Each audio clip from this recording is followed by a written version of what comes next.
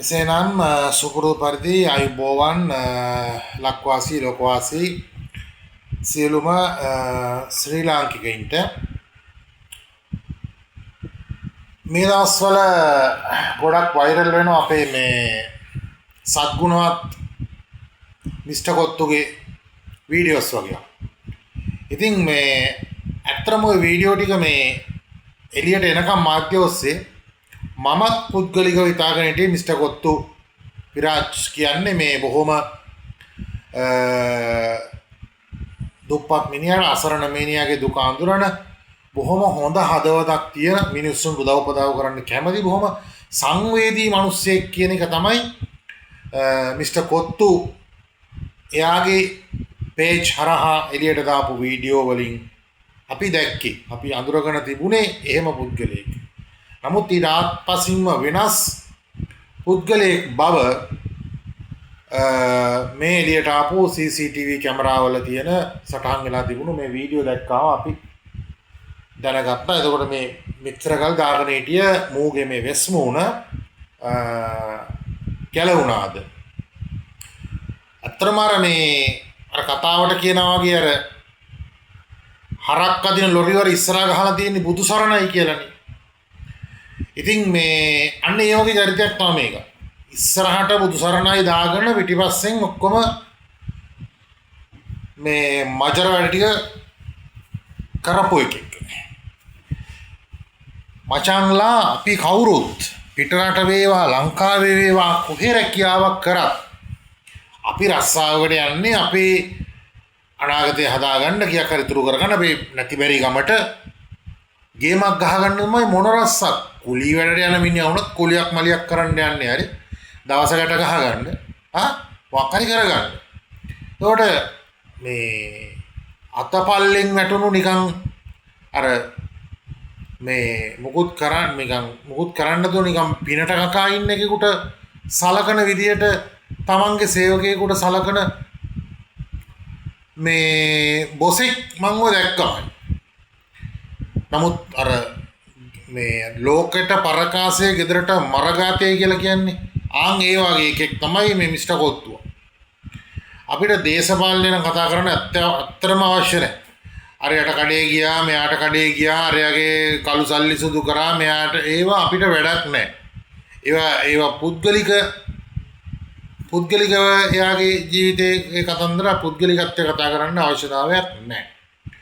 නමුත් මෙතනදී තමන් ව්‍යාපාරයක් කරගෙන යනවා.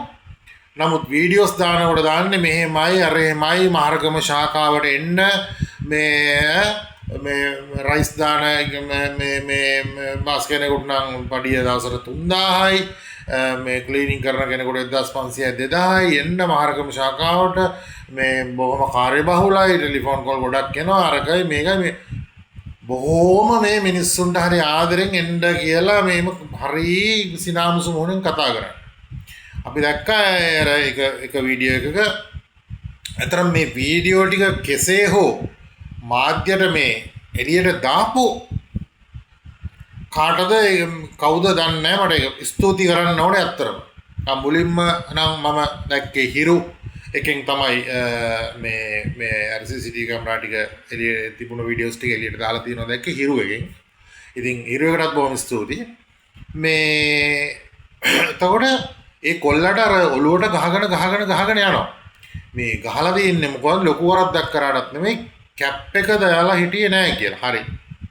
මමත් අවුරුදු ගණනාවක් හෝටල් වල රෙස්ටුරන්ට් වල රැකියාවක් කරන කෙනෙක් තමයි. ඒතර කිචන් එකේ තමයි මාත්‍ර කියාව කරන්නේ. කිචන් එකේ රැකියාවක් කරනවා. හරි. කැප් එකක් දාන්න ඕනේ. මොකද මේ කෙස්කස් ප්ලේට් එකට වැටෙන්න පුළුවන්. ඒක අපි සෞඛ්‍ය සම්පන්නව හදනවා නම් ඉතින් එහෙම නොවෙන්න අපි හරි ඇත්ත වරදක් කියමුකෝ. කැප් එක දාලා හිටියේ අමතක වුණා. ඕක කොහොමද වැරද්ද? නමුත් කැප් එක දාලා හිටියේ නෑ වගේ පොඩි වැරද්දකට.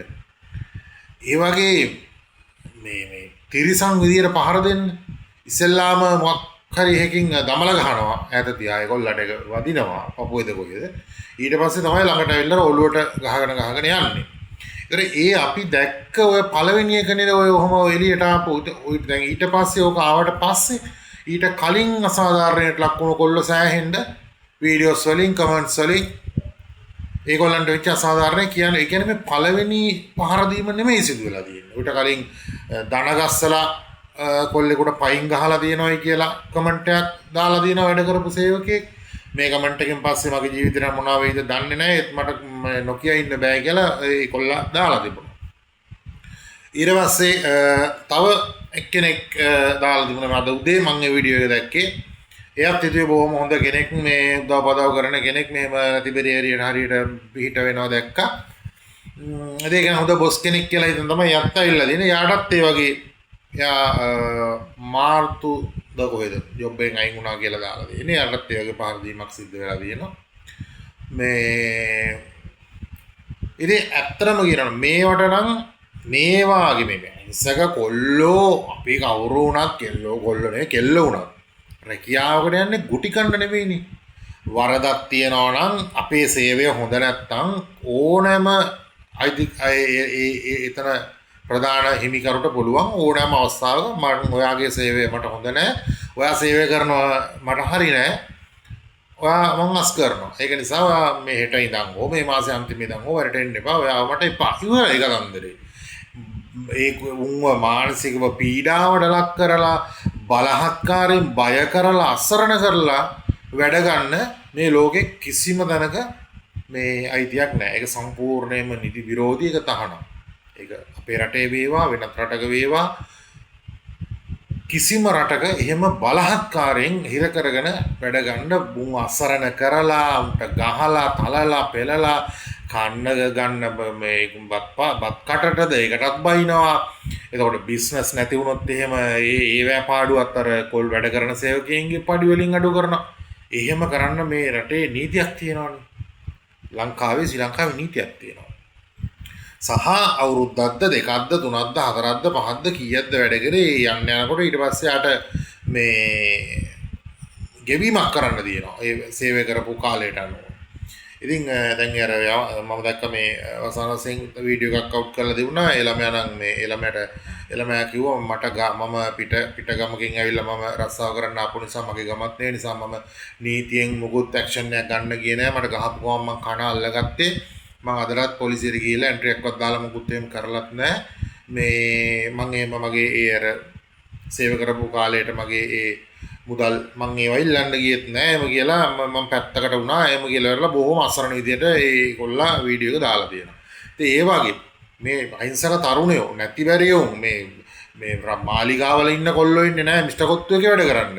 බොහොම දුප්පත් දෙමාපියන්ගේ අසරණ දරුවෝ තමයි වගේ රැකියාවක් තෝරගෙන කොහොම හරි ගේමක් ගහගෙන මේ දාඩිය මාංශයෙන් දුක් මාංශයෙන් හරි අම්බ කරගෙන දෙමම්පියට සලකගෙන ගේමක් ගහගන්න බයිට් කට්ටක් ගන්න කොල්ලන්ගේ හීන දින ඒවා කරගන්න තමයි උන් එන්නේ.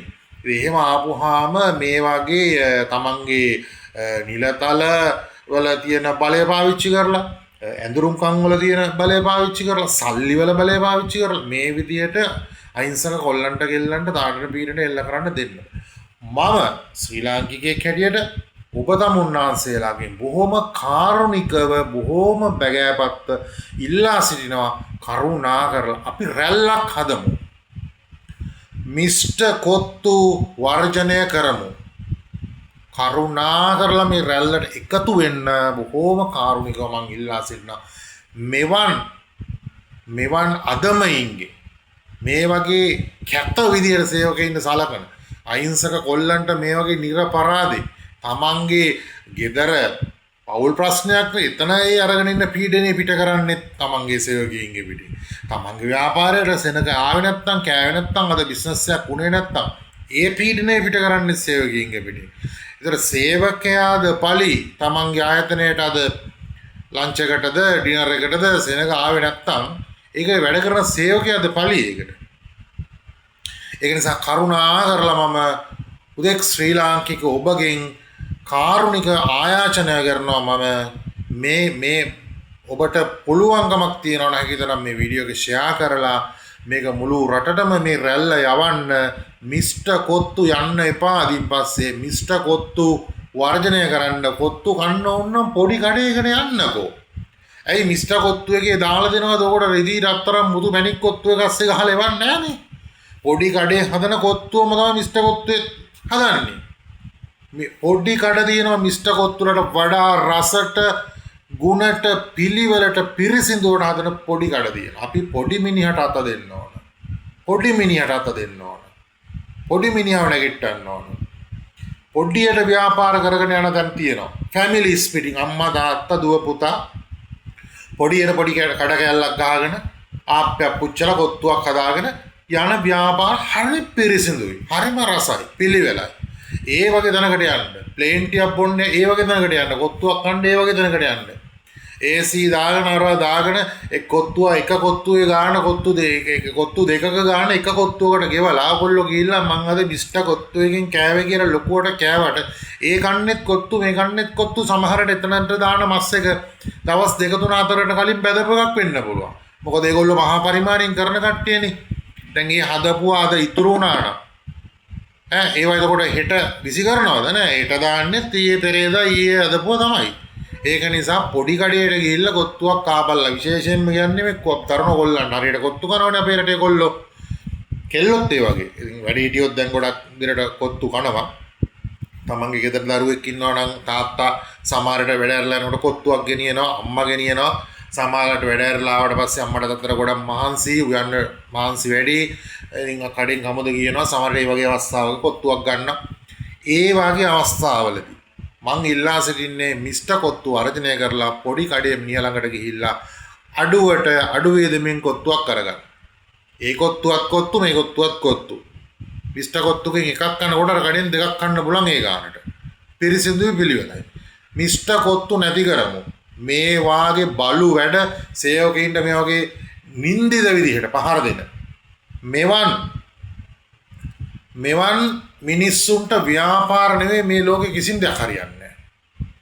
තමන් නිකන් බොරුවට තමන්ගේ ගෙවල් දොරවල් මේ පෙන්නන්න වීඩියෝස් දානවා තමන් හොඳයි කියලා පෙන්නන්න මම දැක්ක මේ ළඟදී මිස්ටර් කොත්තු දාලා තිබුණ වීඩියෝ එකක් කතරගම ගිහිල්ලා මෑන් එන ගමන් අර අපි හයිවේ දාන්න කලින් අර ඔය පොඩි එළවලු කඩ පළතුරු කඩ ඒතර ළමයි අතින් අර මේ ගෙඩි එල්ලගෙන ඉන්නවා මේ ඒරියා එකක් තියෙනවානේ. ওই ඒරියා එකේ මේ වයසක අම්මා කෙනෙක් ළඟටද කොහෙද ගිහිල්ලා මේ මිස්ටර් කොත්තු ඒ අම්මගේ එතන මේ පොඩි එළවලු ටිකක් තිබුණා. ඉතින් ඒ අම්මගේ මේ එක එක වර්ග වලින් ග්‍රෑම් 500 කිලෝ එක ඔහොම තිබුණා ටිකක්. මෑන් අම්මට කරන උදව්වක් හැටියට එළවලු කොහොම ටික ගන්නවා. අම්මා දැන් ගෙදර යන්න මේමයි ඔක්කොම එළවලු ටික මම ගන්නවා අර මෙහෙමයි. ඉතින් ඕව දැක්කහම ඇත්තටම මේ බලා විතරක් නෙවෙයි බං අපිත් රැවටෙනවා යකෝ. හරි හොඳයි මවුස හරි සත්ගුණවත් මනුස්සයෙක්නේ. පොඩි මෙයාට මේ එළවලු ටික ප්‍රයෝජනයක් වුණා හෝ නැතා හෝ ගත්තනේ මනුස්සයර කරන උදව්වක් හැටියට අර මනුස්සයා ගිනි කකා ආව අතර ඉන්න. ඒ වගේ වීඩියෝ දාපුවාම මිනිස්සුන් අනේ මාස්සේ හරි හොඳයි.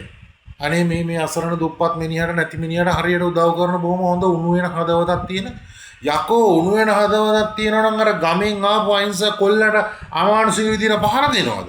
අම්මා මතක් කරලා කුණු හරපෙන් බනින්නේ. ඔන්නෑ කියලා අර කොල්ලන්ට බනින්නේ. ගුටි කන්න බලාගෙන ඉඳපන් කියලා වොයිස් මෙසේජ් දාලා තියෙන්නේ. අර පොන්නෑව બ્લોක් කරපන් ගෲප් එකෙන්. අද බිස්නස් එක නැති වුණොත් උඹලා අද කන්න බලන් ඉඳපන්. ඔන්න. අර අහිංසක කොල්ලන්ට මේ උන්ගේ ගෲප් එකක් තියෙනවාද කොහෙද මගේ ස්ටාෆ් එකේ මොකක් හරි ඒ ගෲප් එකට මිස්ටර් කොත්තු යවන මෙසේජ්. ඒ නිසා කරුණා කරලා මම නම් මාධ්‍යමේ කිසිම අසාධාරණට එරෙහිව නම් කතා කරන්න කවදාවත් බය නැහැ. මිස්ටර් කොත්තු නෙවෙයි ඕන කෙනෙකුට. කරුණා කරලා යන්න එපා. මිස්ටර් කොත්තු කන්න යන්න එපා. මිස්ටර් කොත්තු ඉරන්න නෙවෙයිනේ කොත්තු කන්න ඕන තරම් ලංකාවේ කඩ තියෙන්නේ. මිස්ටර් කොත්තු දාන්න කලින් අපි කොත්තු කෑවනේ ලංකාවේ ඕන තරම්. යන්න එපා.